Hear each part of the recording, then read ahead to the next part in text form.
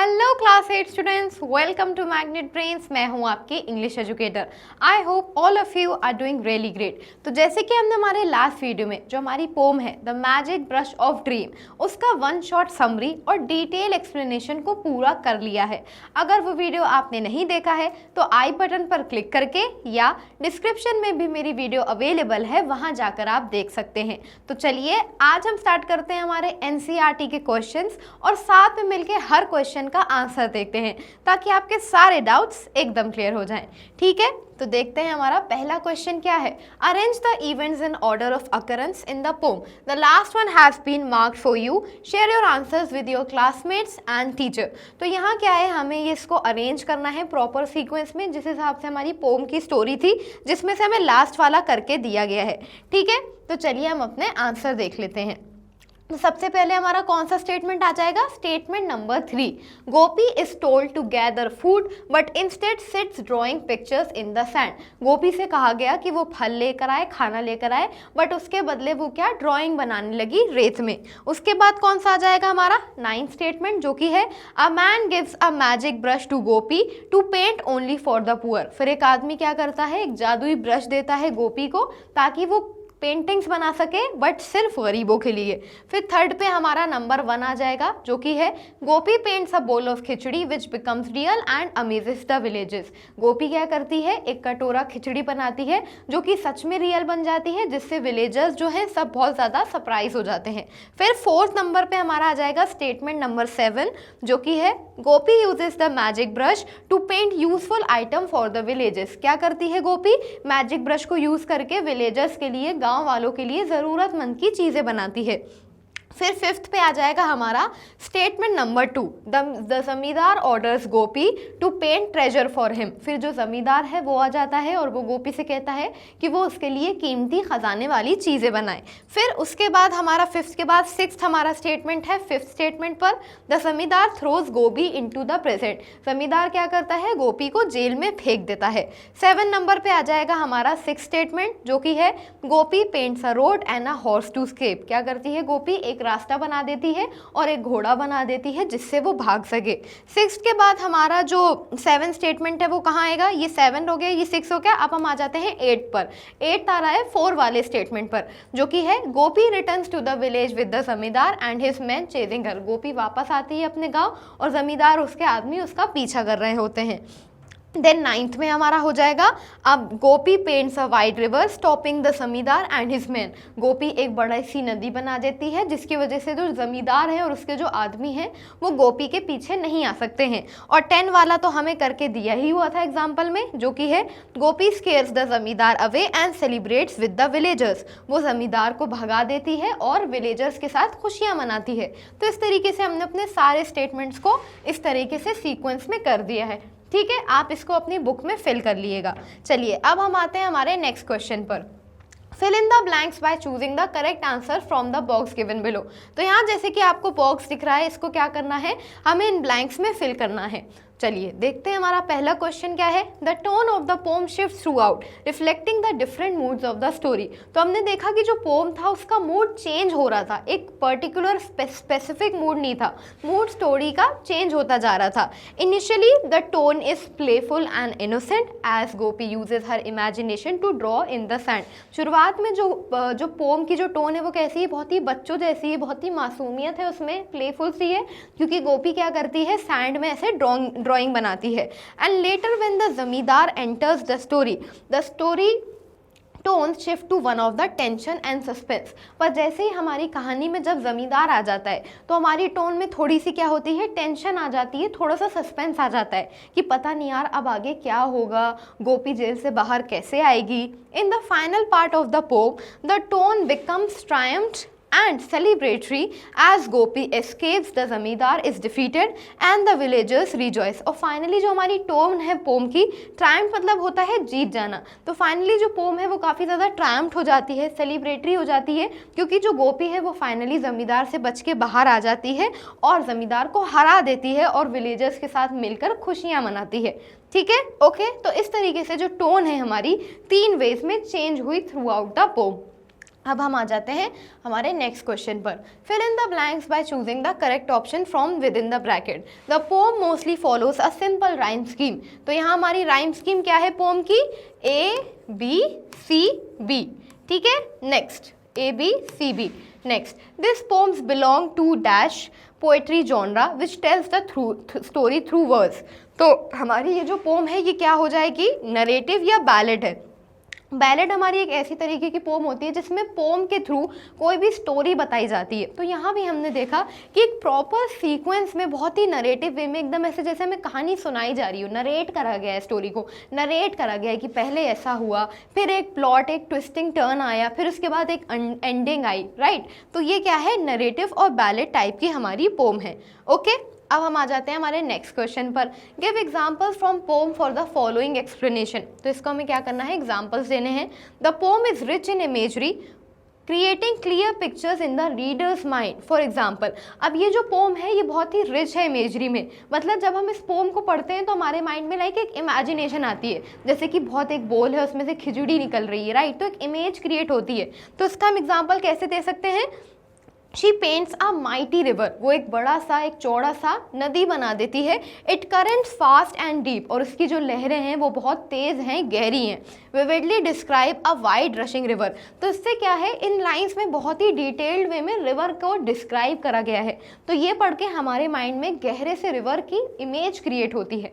तो एक हमारा एग्जाम्पल इमेजरी का ये हो जाएगा।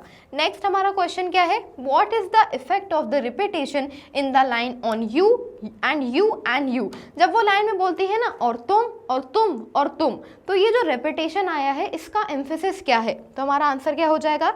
It emphasizes Gopi's threat to the zamindar and his man. ये दिखाता है कैसे गोपी ने क्या करी? जमींदार को और उसके आदमियों को धमकी दी।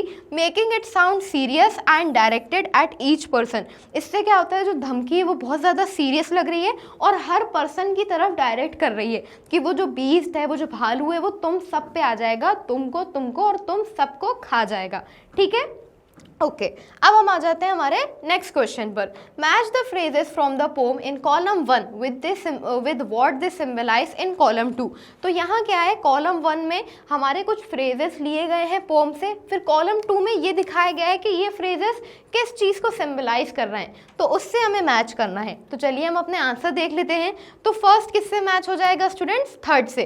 फर्स्ट क्या है हमारा? Magic paint brush. तो ये क्या दिखा रहा है? The power of art and imagination to change the world. जो ताकत होती है आर्ट की या हमारी सोच की, जिससे हम दुनिया को बदल सकें, तो मैजिक पेंट ब्रश इसी बात को दिखाता है। वहीं सेकंड जो कि है ग्रैंड फोर्ट्रेस, ये किससे मैच हो जाएगा? 1 से। Grid and the desire for wealth. जो जमींदार है वो क्या मांगता है कि मुझे एक बड़ा सा किला चाहिए, तो इससे दिखाया जाता है उसकी हमें ग्रीड समझ में आती है, उसके हमें लालचीपन को दिखाया जाता है कि वो कितना ज़्यादा पैसों को भूखा है। और जो हमारा थर्ड है वो किससे मैच हो जाएगा? सेकंड से। थर्ड क्या है? The river and the beast. वो नदी और वो बीस्ट, तो वो क्या सिंबलाइज कर रहा है? उस बैरियर को जिससे गोपी ने अपने आप को जमींदार से प्रोटेक्ट करा है, जमींदार के गुस्से से। Barrier to protect Gopi from the zamindar's anger. ठीक है, ये हमारे आंसर्स हो गए हैं, आप अपनी बुक में मैच कर लीजिएगा। अब हम आ जाते हैं हमारे 6th क्वेश्चन पर। Identify whether the following statement is true और फॉल्स। तो यहाँ ये जो हमारा स्टेटमेंट दिया गया है स्टूडेंट्स, ये ट्रू है या फॉल्स है। While Gopi uses the magic brush to help other, the zamindar wants to use it for personal gain. वहीं जो गोपी है वो क्या करती है? इस ब्रश का इस्तेमाल करती है ताकि वो दूसरों की मदद कर सके। जो जमींदार है वो क्या? अपने खुद के फायदे के लिए इसको यूज करना चाहता है। This contract drives the moral of the story. तो ये कॉन्ट्रैक्ट जो है मोरल दिखाता है स्टोरी का, कि वहीं जो गोपी है वो दयालु है, वो गरीबों के बारे में सोचती है, वहीं जमींदार अपने बारे में सोच रहा है कि उसे सारी दौलत मिल जाए, उसे सारी अमीरी शान और शौकत मिल जाए। तो क्या ये मोरल को ड्राइव करता है? तो हमारा स्टेटमेंट हो जाएगा ट्रू। हमें इस कॉन्ट्रास्ट से समझ में आता है कि हमें अपने बारे में नहीं बल्कि दूसरों के बारे में सोचना चाहिए जिनको उस चीज़ की ज़्यादा ज़रूरत है। ठीक है, ओके। अब हम आ जाते हैं हमारे नेक्स्ट क्वेश्चन पर। Read the given extract and answer the question that follow. ये हमारा एक्सट्रैक्ट वाला क्वेश्चन है, इसे हम पढ़ते हैं, फिर आगे के हम अपने क्वेश्चंस के आंसर्स देखेंगे। But on a stone there sits a man, a brush in his hand. But एक पत्थर पर एक आदमी बैठा हुआ था और उसके हाथ में एक ब्रश था। He looks around, he calls to Gopi come here he whisper, वो इधर उधर देखता है और फिर गोपी को बुलाता है, फुसफुसाते हुए कहता है इधर आओ, और ऐसे चुप रहने का, शांत रहने का इशारा करता है। We must not let the village know about this magic brush, हमें गांव वालों को इस जादुई ब्रश के बारे में पता नहीं चलने देना है। And tells her to be sure, paint not for the wealthy ones but only for the poor. क्या कहता है कि, और एक हमारी लाइन ये मिस हो गई है, he slips the brush into her hand and tells her to be sure. वो क्या करता है, उसके हाथ में वो ब्रश देता है और उससे क्या कहता है कि इस बात का ध्यान रखना कि तुम इस ब्रश का इस्तेमाल सिर्फ गरीबों के लिए करो, ना कि अमीरों के लिए। ठीक है, तो यहाँ ये हमारा एक्सट्रैक्ट पूरा हो जाता है। चलिए अब हम अपने क्वेश्चन देखते हैं। Fill in the blanks by selecting the correct option from those given in the brackets. The man is whispering and telling Gopi to keep the brush a secret। तो जो मैन है, वो जो आदमी है, वो फुसफुसा रहा है और गोपी से कह रहा है कि इस बात को सीक्रेट रखना। तो इससे हमें क्या उसके बारे में समझ में आता है कि उसका जो नेचर है वो कैसा है, बहुत ही केयरफुल है और सीक्रेटिव है। तो बहुत ही संभल के और बहुत ही सीक्रेट वे में ये बात गोपी को बता रहा है, वो नहीं चाहता कि ये बात किसी और को पता चले। फिर हमारा नेक्स्ट क्वेश्चन क्या है, what is the significance of the man slipping the brush into Gopi's hand. हमने देखा कि हमारी लाइन आती है कि जो आदमी है वो ये पेन, वो ये ब्रश गोपी को दे देता है। तो इसकी सिग्निफिकेंस, इसकी इंपॉर्टेंस क्या है, इससे हमें क्या समझ में आ रहा है। It shows he truly trust Gopi and believes she will use the magic brush wisely and kindly for the good. तो इस बात पर यकीन रखता है कि जो गोपी है उसका वो सही तरीके से इस्तेमाल करेगी और लोगों की हेल्प करेगी, समझदारी से यूज़ करेगी। ठीक है, ओके, लोगों के भलाई के लिए यूज़ करेगी। अब हम आ जाते हैं हमारे नेक्स्ट क्वेश्चन पर। Complete the following sentences with a suitable reason. तो इन सेंटेंसेस को हमें सूटेबल रीज़न के साथ पूरा करना है। The most likely reason the man instructs Gopi to paint not for the wealthy ones but only for the poor is because, जो सबसे बड़ा रीज़न हो सकता है कि जो आदमी वो इंस्ट्रक्ट करता है, उसको स्पेशली बोलता है कि इसका सिर्फ गरीबों के लिए यूज़ करना, अमीरों के लिए नहीं। इसका रीज़न क्या हो सकता है, because he wants to help those who need it most not those who are already rich. क्योंकि वो उनकी मदद करना चाहता है जिनको इसकी ज़रूरत है, उनकी नहीं जो कि ऑलरेडी ही अमीर हैं, ऑलरेडी ही रिच हैं। ठीक है, अब हम आ जाते हैं हमारे फोर्थ स्टेटमेंट पर। Select the most appropriate title for the extract from the two given below. तो जस्ट अभी हमने क्या करा, ये जो अपना एक्सट्रैक्ट पढ़ा, तो उसका अप्रोप्रिएट टाइटल क्या हो सकता है, द मैजिक ब्रश सीक्रेट या गोपी स्पेशल गिफ्ट। तो हमारा करेक्ट आंसर क्या हो जाएगा, द मैजिक ब्रश सीक्रेट ही एक अप्रोप्रिएट है, क्या, जादुई चमत्कार जो ब्रश है उसका राज, because it focuses on the secrecy and the brush magic. जिस तरीके से वो आदमी एकदम ऐसे खामोशी से, एकदम राज से उसको वो ब्रश देता है, तो उस बात से भी मैच करता है और ब्रश का जादू भी इसमें इन्वॉल्व है। तो this is the most appropriate title. ठीक है, अब हम आ जाते हैं हमारे नेक्स्ट क्वेश्चन पर। ये भी हमारा एक्सट्रैक्ट वाला क्वेश्चन है। And soon the news spreads far and wide. अब ये जो बात है ये दूर दूर तक फैल गई, through forest fields and plains until the zamindar himself hear of these magic grains. पहाड़ों में फैल गई, जंगलों में फैल गई, खेतों में फैल गई, गाँव में फैल गई, और ये बात किस तक पहुँच गई, ज़मींदार तक, जब उसे इन जादुई ब्रश के बारे में, इन जादुई फ़ायदों के बारे में पता चला। I order you to paint for me a fortress tall and grand. मैं तुमको हुक्म देता हूँ कि तुम मेरे लिए बनाओ, क्या बनाओ, एक बड़ा सा किला जो कि बहुत ऊंचा है, बहुत आलीशान है। Paint treasure jewels and riches rare. मेरे लिए सोना बनाओ, चांदी बनाओ, ऐसी मतलब शानो शौकत बनाओ, ऐसे डायमंड्स बनाओ, जेमस्टोन बनाओ जो कि रेयर हो, कहीं मिलते ना हो। Enough to rule this land, इतना कि मैं इस पूरी जगह पर, इस पूरी धरती पर राज कर सकूँ। ठीक है, तो यहाँ हमारा एक्सट्रैक्ट कंप्लीट हो जाता है। अब हम देखते हैं हमारे question. Complete the following sentences with the correct reason. इनको हमें क्या करना है, करेक्ट रीजन के साथ पूरा करना है। The news of Gopi's magic brush spread through forest fields plains because it's, तो यहाँ क्या आ जाएगा, miraculous ability to turn drawings into real things. अब ये जो गोपी का जो चमत्कार, जो जादुई ब्रश था, उसकी बातें दूर दूर तक फैल गई, जंगलों में, गाँव में, खेतों में। क्यों, क्योंकि उसकी जो मिराकुलस, उसकी जो एबिलिटी थी, चमत्कारी जो उसके अंदर क्षमता थी कि वो क्या ड्रॉ करी हुई चीज़ों को रियलिटी में बदल दे। इसी वजह से ये बात सबको पता चल गई। ऐसी बहुत जादुई वाली बात है ना, हर किसी के पास थोड़ी होता है ऐसा pen. Then why does the poet refer to things painted by Gopi's paint brush as magic gains. अब जो पोएट है वो क्या कहते हैं कि जो भी चीज़ें गोपी ने बनाई उसको क्या बोला जा रहा है, और वो जो पेंट ब्रश है उसे क्या बोला जा रहा है, magic gains.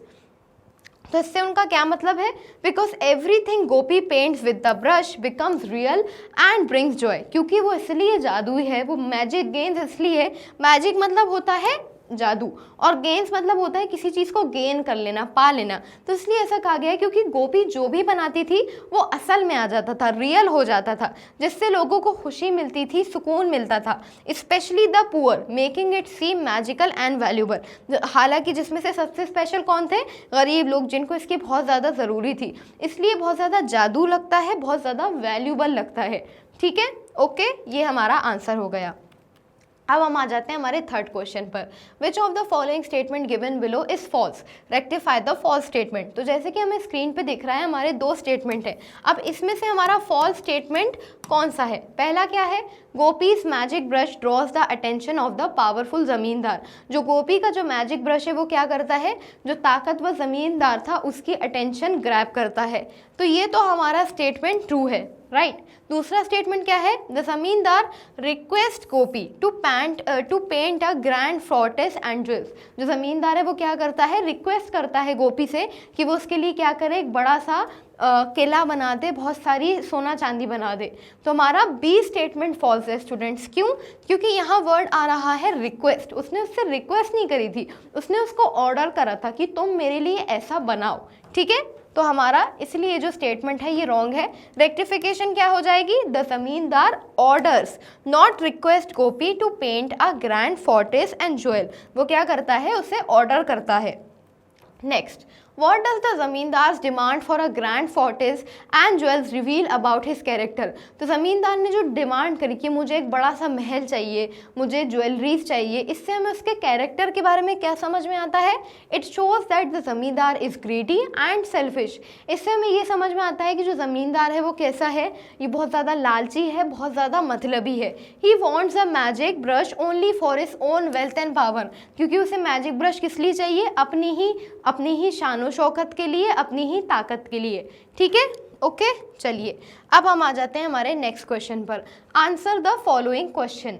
Explain why Gopi made the right decision by refusing to paint for the zamindar. जब गोपी ने मना करा कि वो जमींदार के लिए पेंटिंग नहीं बनाएगी, तो ये कैसे एक सही फैसला था, इस बात को हमें एक्सप्लेन करना है।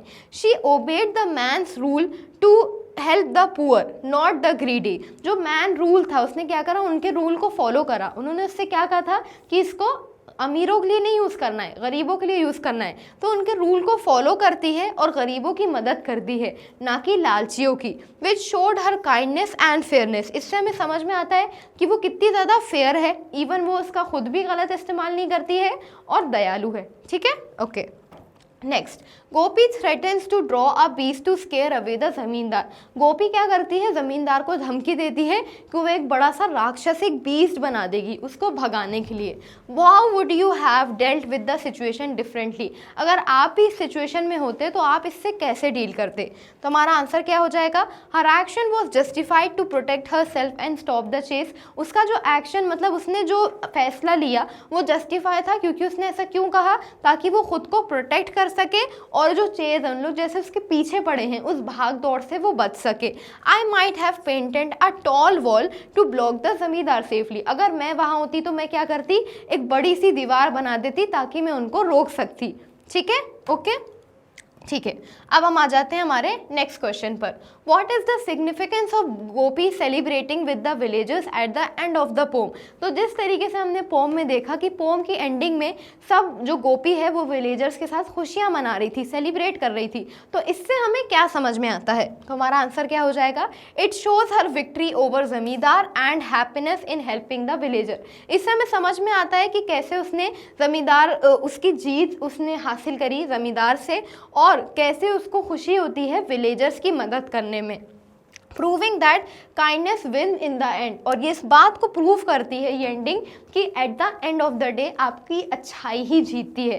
सामने वाला आपके साथ कितना भी बुरा कर ले, कितनी भी चालें चल ले, बट अगर आप खुद में अच्छे हैं, so at the end of the day you are gonna win, kindness is gonna win. ठीक है, तो काइंडनेस ही जीतेगी। तो इससे हमें यही समझ में आता है।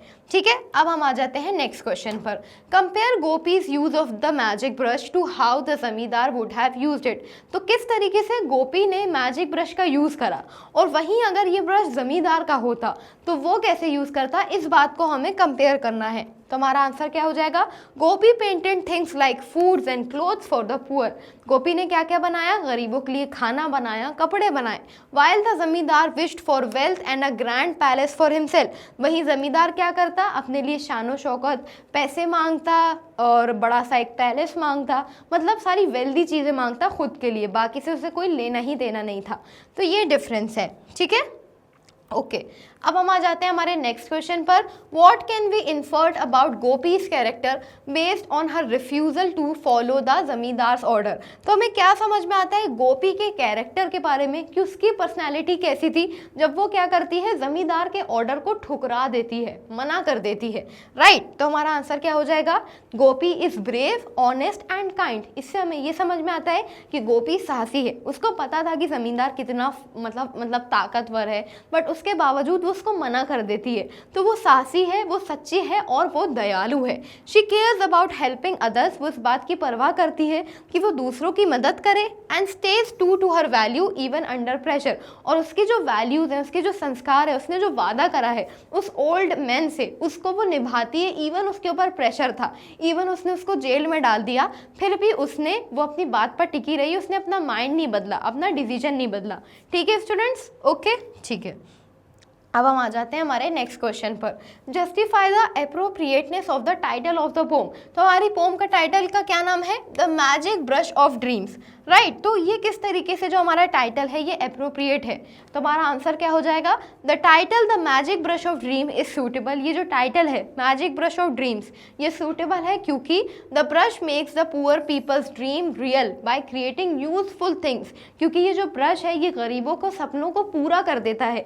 कुछ भी इससे बनाओ तो वो चीज़ क्या होती है, रियलिटी में एकदम रियल हो जाती है, सच्ची हो जाती है, जिससे क्या होता है उनको जिस चीज़ की भी ज़रूरत है वो यूज़ कर सकते हैं। तो ये ब्रश क्या करता है, उनके लिए यूजफुल चीज़ें बनाता है। It brings hope and change with kindness and imagination. ये क्या करता है, उम्मीद लाता है, बदलाव लाता है इन गरीबों के लिए। ठीक है, किससे, अपनी काइंडनेस मतलब अपनी दयालुपन से और इमेजिनेशन से, क्योंकि एक तरीके से तो ये एक इमेजिनेशन ही है। ठीक है स्टूडेंट्स, ओके चलिए अब हम आ जाते हैं हमारे नेक्स्ट क्वेश्चन पर। If you had the magic brush how would you use it in today's world. अगर मान लीजिए आपके पास भी ऐसे ही एक मैजिक ब्रश होता तो आप उस मैजिक ब्रश को आज की दुनिया में कैसे इस्तेमाल करते, ये आप मुझे कमेंट सेक्शन में बता सकते हैं अपने पर्सनल प्रेफरेंस के हिसाब से। इसलिए इसका आंसर भी स्पेसिफिक नहीं होगा, अपनी चॉइस के हिसाब से आप आंसर दे सकते हैं। फिर भी हम अपना एक आंसर देख लेते हैं। I would paint food, homes and school for people in need to make their life better. मैं क्या बनाती, मैं खाना बनाती, घर बनाती और स्कूल बनाती। किन के लिए, लोगों के लिए, ताकि उनकी ज़िंदगी और ज़्यादा बेहतर बन सके। ठीक है, ओके अब हम आ जाते हैं हमारे नेक्स्ट क्वेश्चन पर। The verb draw has different meanings in different context. Match the sentence in column 1 with their appropriate meanings in column 2। तो ये जो हमारा वर्ड ड्रॉ होता है ना, इसका एक ही मीनिंग नहीं होता कि बस बना दिया, कुछ ड्राइंग कर दी। इसके और भी बहुत सारे मीनिंग होते हैं अलग अलग कॉन्टेक्स्ट में, अलग अलग सिचुएशन में, और इस वर्ड को हम यूज़ भी करते हैं। तो वही हमें करना है, क्या करना है, उनके मीनिंग को मैच करना है। ये हमें सेंटेंस दिए गए हैं और ये यहाँ ड्रू का क्या मतलब है, यहाँ ड्रॉ का क्या मतलब है, उसके मीनिंग के हिसाब से हमें इन सेंटेंसेस से मैच करना है। तो चलिए हम अपने आंसर्स देख लेते हैं। ठीक है, तो कॉलम 1 में जो हमारा पहला सेंटेंस है वो क्या है, his speech Drew loud applause from the audience. उसकी जो स्पीच थी, तो ये फर्स्ट जो है किससे मैच हो जाएगा, गॉट अ रिएक्शन। उसने जो स्पीच दी उसके वजह से पूरी ऑडियंस में सब तालियां बजाने लगे, तो उसे एक रिएक्शन मिला। तो यहाँ ड्रू क्या दिखा रहा है, कोई भी एक रिएक्शन मिलना। देन हमारा जो सेकंड है वो किससे मैच हो जाएगा, फोर्थ से। The event will draw huge crowd from all neighbouring places. ये जो इवेंट होने वाला है इससे बहुत सारी भीड़ अट्रैक्ट होगी, बहुत सारी सारी भीड़ आएगी आसपास की जगह से। तो यहाँ ड्रॉ का मतलब क्या है, अट्रैक्ट करना, कि मतलब लोग अट्रैक्ट होके आएंगे। देन हमारा थर्ड क्या है, plants draw water from the soil. तो ये जो हमारा थर्ड है ये किससे मैच हो जाएगा, 6 से। ऑब्जर्व मतलब लाइक जो प्लांट्स होते हैं वो क्या करते हैं, मिट्टी से पानी खींचते हैं, ऑब्जर्व करते हैं। तो यहाँ ड्रॉ का मतलब क्या है, ऑब्जर्व करना। ठीक है, तो ये हमारा फर्स्ट हो गया, सेकंड हो गया, थर्ड हो गया। फिर अब हम देखते हैं अपना फोर्थ। तो जो फोर्थ है वो हम किससे मैच कर देंगे, फिफ्थ से। ये है हमारा फोर्थ, एक minute, this is our fourth. तो फोर्थ को हम किससे मैच कर देंगे, फिफ्थ से। I reach the station when the train was drawing into the station. ठीक है, मैं स्टेशन तब पहुंची जब जो ट्रेन थी वो स्टेशन पर मूव कर रही थी, चल रही थी। तो यहाँ ड्रॉइंग का मतलब क्या है, मूव करना। देन उसके बाद हमारा आ जाता है 6 जो कि लास्ट है। He drew a piece of paper from the folder. उसने क्या करा, फोल्डर से एक पेपर का पीस निकाला।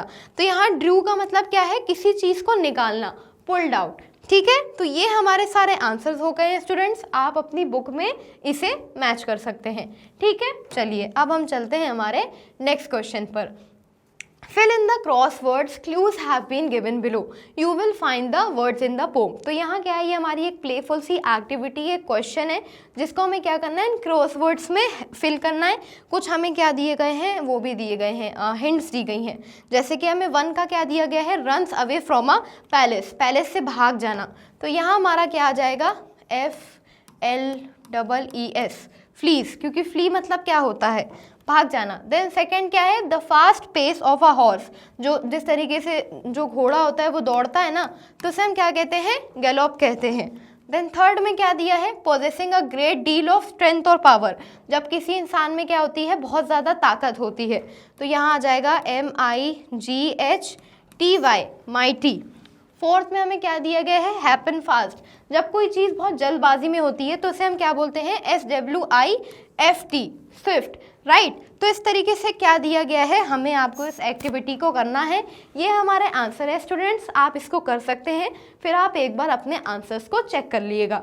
ठीक है, चलिए अब हम चलते हैं हमारे क्वेश्चन नंबर 3 की तरफ। There are certain expression that conveys a sudden feeling और reaction, they can be use to express a variety of emotion and thoughts. तो क्या होते हैं, हमारे बहुत सारे एक्सप्रेशन होते हैं जो कि बहुत वेराइटी ऑफ इमोशंस को दिखाते हैं, जिनको हम क्या कर सकते हैं, अपने इमोशंस या थॉट्स दिखाने के लिए यूज़ कर सकते हैं। फॉर एग्जाम्पल, ही विस्पर्स, उन्होंने फुसफुसाते हुए कहा श। तो ये श क्या दिखा रहा है कि शांत रहो, चुप रहो, राज की बात है। तो ये उन्हीं एक्सप्रेशन में से एक है। Right, hush denotes the act of silencing someone, किसी को ऐसे चुप कराना, श। ठीक है, now match the expressions in column 1 with what emotions और reaction they convey in column 2। तो यहाँ क्या है, कॉलम 1 में ही हमारे कुछ ऐसे एक्सप्रेशन दिए गए हैं जिनको हमें कॉलम 2 से मैच करना है, ये किस चीज़ को दिखा रहे हैं। ठीक है, तो चलिए स्टार्ट करते हैं। जैसे कि हमारा कॉलम 1 है फ्यू, तो फ्यू क्या दिखाएगा, किसी चीज़ का रिलीफ, कहते हैं ना कि यार अच्छा हुआ, हो गया, फ्यू हम ऐसे कर दें। देन इक, तो इक मतलब क्या होता है, जब एकदम ऐसे किसी चीज़ से अलार्म्ड हो जाते हैं। देन आउच, जब हमें चोट लगती है तो हम कहते हैं ना ouch, I just hurt myself, तो आउच हो गया। देन उसके बाद yippee, yippee हम एकदम ऐसे खुशी में करते हैं, yippee ये। देन वो हम एकदम सरप्राइज में करते हैं कि वो, ओ माई गॉड, राइट, ऐसे हम बोलते हैं। देन उसके बाद हमारा आ गया ऊप्स। ऊप्स हम कब बोलते हैं, जब हमसे कोई मिस्टेक हो जाती है कि अरे oops, it just happens by mistakenly. Then उसके बाद हे, जब हम like hey look at me, I am standing this side, मेरी तरफ देखो, तो हे हम क्या करते हैं, अटेंशन को अट्रैक्ट करने के लिए बोलते हैं। ठीक है स्टूडेंट्स, तो इसके साथ ये जो हमारा आंसर है ये पूरा कंप्लीट हो गया है। इनके एक्सप्रेशन से, इनके मीनिंग के साथ हमने इसको पूरा मैच कर लिया है। ओके, ठीक है, तो इसी के साथ ये जो हमारा क्वेश्चन आंसर्स का पार्ट 1 है वो पूरा कंप्लीट हो जाता है। आई होप सारे क्वेश्चंस और आंसर आपको एकदम अच्छे से समझ में आ गए होंगे। अब आगे की ऐसे ही वीडियोस देखने के लिए आप हमारे चैनल, ऐप और वेबसाइट को विजिट कर सकते हैं। ये हमारे कुछ टॉप कोर्सेज हैं। फॉर इन और Sunny books, the link in the description. Magnet brains provide high quality education, वो भी बिल्कुल फ्री में। अब आपको करना है वीडियो को लाइक, चैनल को सब्सक्राइब और हाँ, कमेंट करना तो बिल्कुल नहीं भूलें। Thank you so much for watching.